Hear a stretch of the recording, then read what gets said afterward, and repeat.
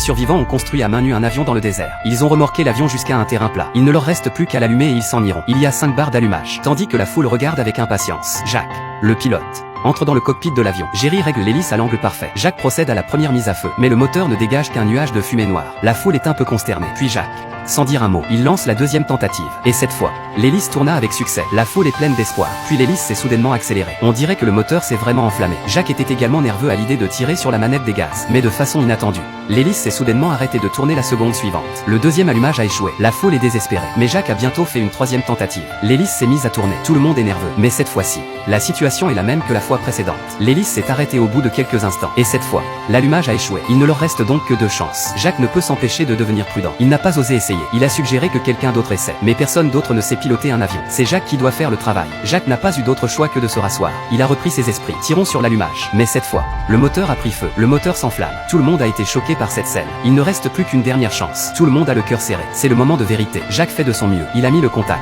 L'hélice commence à tourner lentement. Tout le monde regarde et prie. L'hélice se met soudain à accélérer.